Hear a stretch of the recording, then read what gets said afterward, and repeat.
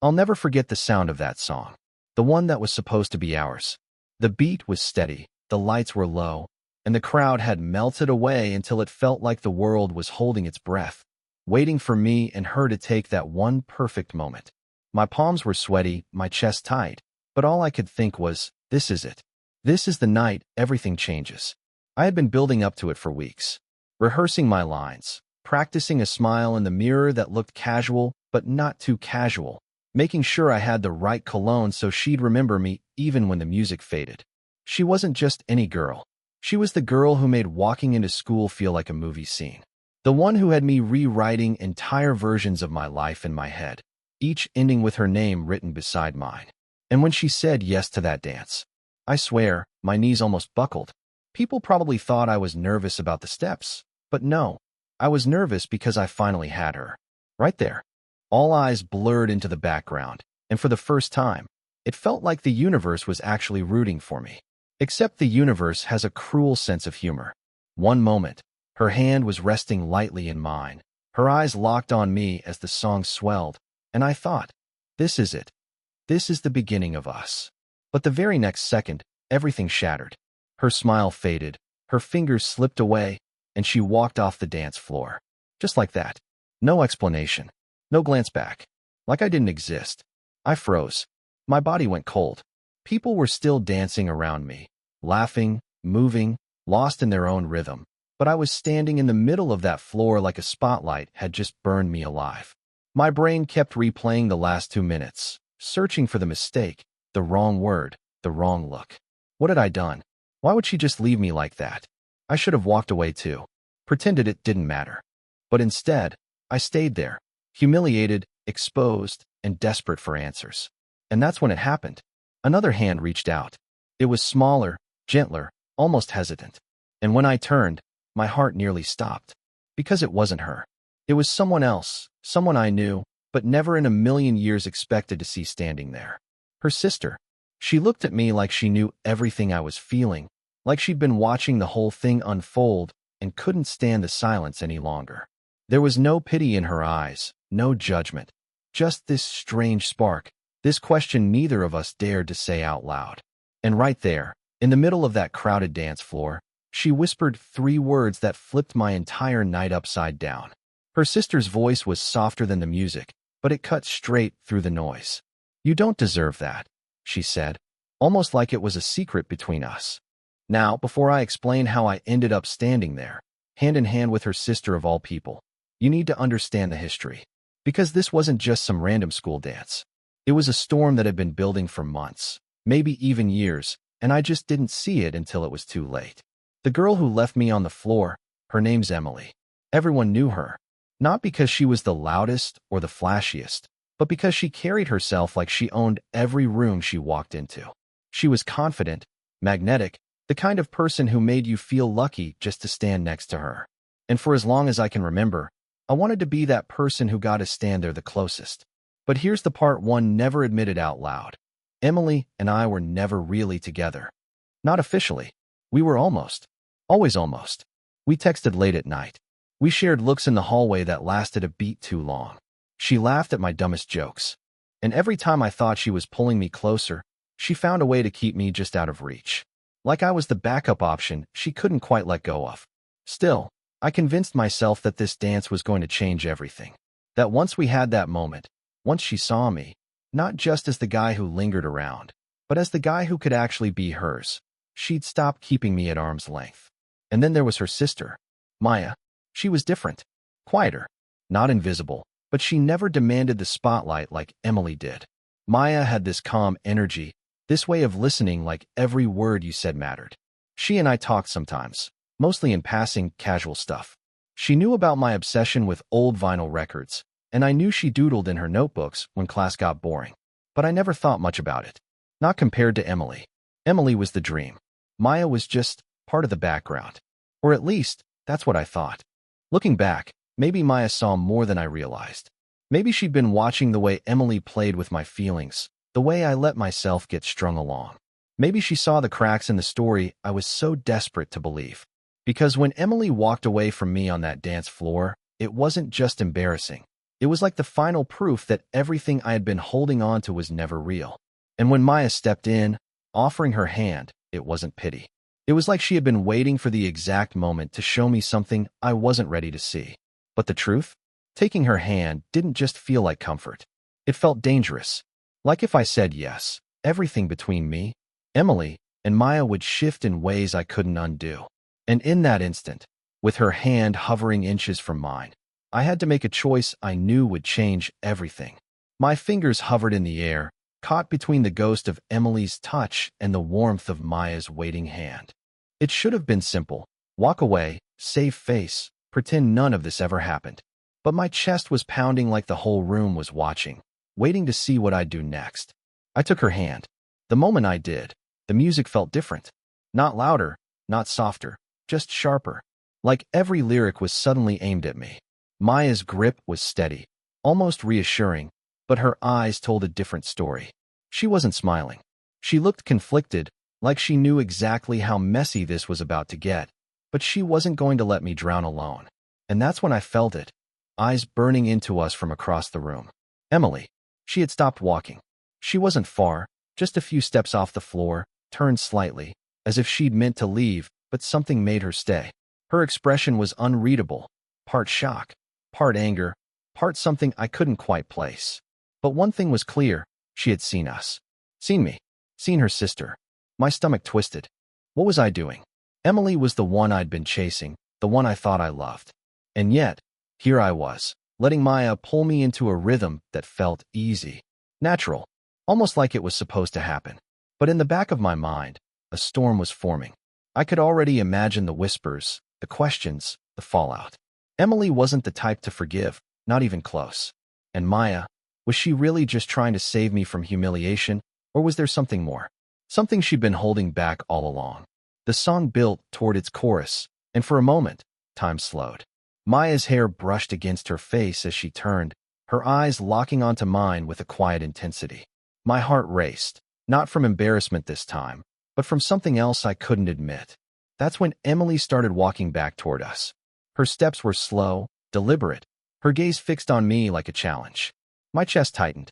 I didn't know if she was about to drag me off the floor, scream at Maya, or pretend like none of this mattered. But I knew one thing. The real dance hadn't even started yet. Emily's heels clicked against the gym floor with every step, cutting through the bass of the song like a countdown. Maya's hand tightened in mine, but she didn't flinch. Her chin lifted just slightly, like she was bracing herself for impact. And me? My stomach felt like it was folding in on itself. The crowd around us kept moving, laughing, spinning, oblivious. But I couldn't hear them anymore. All I could hear was my own heartbeat, thundering so loud I thought it might give me away. Emily stopped just inches from us. The look on her face wasn't anger, at least, not the kind I expected. It was worse. It was that cold, unreadable stare people give you when they've already decided something about you, and nothing you say will change it. "What are you doing?" she asked, her voice flat, but sharp enough to cut. I opened my mouth, but no words came. What could I even say? That I didn't know? That I was confused? That I never meant for it to look like this? Maya spoke before I could. "He didn't do anything wrong," she said softly, but firmly. "You left him." Emily's eyes flicked to her sister, narrowing. "So you just decided to step in? Like that?" The air between them was electric, thick with something years deeper than me. I realized in that moment this wasn't just about a dance. This was about whatever history lived between them, something I'd never been part of, but now I was right in the middle of it. Emily took a slow breath, her eyes never leaving mine. "You think this means something?" she asked. "You think holding her hand erases everything?" The music changed, something faster, harder. People around us jumped into the beat, but we stayed frozen in this triangle of silence. Maya shifted closer to me, almost protective, and I saw Emily's jaw tighten. For the first time, I noticed something flicker in Maya's eyes. Not fear, not guilt, something else. Something that made me wonder if she'd been carrying a secret this whole time, one that was finally ready to break loose. Emily leaned forward just enough for only us to hear. "You don't know what you're getting into," she whispered. "Neither of you do." Her words sent a chill straight through me. Because the way she said it, it wasn't jealousy. It wasn't anger. It was warning. I glanced at Maya, searching for answers. but she wouldn't meet my eyes. Her lips pressed into a tight line, her grip still firm but trembling now, as if she knew exactly what her sister meant and couldn't bring herself to say it out loud. And right then, with Emily's warning hanging heavy in the air, I realized something huge was hiding beneath the surface, something neither of them wanted to admit. Emily stepped back, her expression unreadable. "Tell him," she said to Maya, "or I will." The music dropped, the lights flashed, and in that split second before Maya opened her mouth, I knew my night was about to change forever. Maya's lips parted, but no sound came out. Her eyes darted between me and Emily, torn, desperate, like the words she held back might burn if they escaped. Finally, she whispered, "It wasn't supposed to be you." My chest tightened. "What do you mean?" Emily's face darkened, her patience snapping. "Don't play dumb, Maya. He deserves to know." Maya shook her head, almost pleading. "Not like this." But Emily didn't stop. She leaned closer, her voice a dagger meant for both of us. "She liked you first." The floor seemed to tilt beneath me. My mind spun, replaying every small conversation, every quiet smile Maya had given me in the past year. Had I missed it? All the times I thought she was just being kind, was it more than that? Maya's cheeks flushed, her eyes shimmering with something between anger and shame. "I told you I wasn't going to ruin it for her," she snapped at Emily. And that's when the Real bomb dropped. Emily smirked, tilting her head. "Funny, because you already did." Before I could even process, Maya's grip slipped from my hand. She turned to me with trembling lips, ready to confess the one thing that could tear everything apart. Maya's voice shook, but the words were sharp enough to cut through the music. "Emily, you don't get to do this anymore." Emily folded her arms, her smirk fading. "Do what? Pretend you didn't know? Pretend you haven't been playing with him while I—" Maya stopped herself, her breath catching. Her eyes met mine, raw and unguarded. "While I've been in love with you this whole time." The world tilted. Every sound, the music, the laughter, the crowd, faded into static. My chest tightened as the truth sank in. Maya, not Emily. The quiet looks, the way she listened, the hand that had steadied mine when everything fell apart. It had always been her. Emily's face flickered, a mixture of shock and fury, but beneath it, guilt. Real guilt. "You were never supposed to say that," she muttered. Maya's hands clenched into fists. "Because you wanted him just enough to keep me silent. You couldn't love him, but you couldn't let me have him either." The words landed like a punch. Emily looked away, her walls finally cracking. And for the first time, I saw the truth. Not the girl I'd been chasing, but someone who had been chasing control. My heart raced, torn between the dream I'd been holding onto and the reality standing right in front of me. Emily opened her mouth, ready to fight back, but then she froze. Because suddenly, a voice cut in from the edge of the dance floor. "Maybe neither of you deserve him." I turned, stunned. It was my best friend, Jordan, someone who had been there through every late-night rant, every secret confession about Emily, every word I'd never said out loud. He stood there, eyes locked on me, but there was something new in his expression, something I'd never noticed before. "I told you she'd break your heart," Jordan said quietly. "But you never listened. And maybe you never noticed who's been here all along." The air went still, heavier than it had been all night. 3 pairs of eyes burned into me. Emily, furious, Maya, vulnerable, and Jordan, unreadable. And in that moment, I realized the dance wasn't about choosing between 2 sisters anymore. It was about facing the truth I'd been blind to all along. The music had shifted into something slow, almost too soft for a room so charged with tension. But it didn't matter anymore. The real noise was inside me. 3 faces, 3 truths, all staring me down at once. Emily, the dream I'd built up in my head. Maya, the quiet anchor I never realized I needed. And Jordan, the friend who had been holding pieces of my heart without me even noticing. For the first time all night, I took a step back. Away from Emily's sharp eyes, away from Maya's trembling hope, even away from Jordan's steady stare. I needed space to breathe, to think, to see clearly. And that's when it hit me. I had spent so much time waiting for someone else to choose me, that I had forgotten I could choose for myself.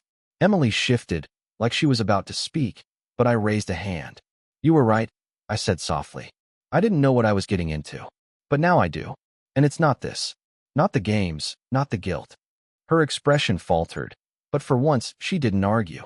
Maybe deep down, she knew. Then I turned to Maya.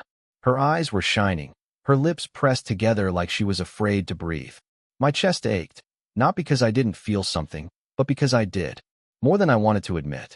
But I couldn't give her what she deserved, not while my heart was still untangling itself from the mess I'd been living in. You matter, I told her gently. More than you think.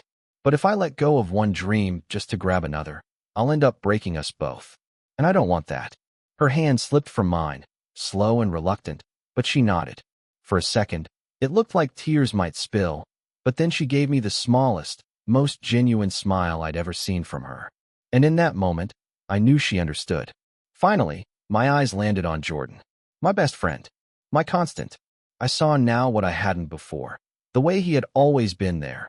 Not because he had to, but because he wanted to. Because he cared in a way I'd been too blind to notice. I don't know what this means yet, I admitted, my voice low, just for him. But maybe it's time I start paying attention. For the first time all night, the weight lifted from my chest. Not because I'd chosen someone, but because I'd finally chosen myself. The music swelled, couples kept dancing, life moved forward around us. And as I walked off the floor, Emily quiet, Maya thoughtful, Jordan by my side, I realized something important. Sometimes the people we think we need are only shadows of the story we've been telling ourselves. The real ones, the ones who matter, are often right there, waiting for us to finally look their way. And that was the night I stopped chasing the wrong dance and finally learned how to stand still long enough to find the right one.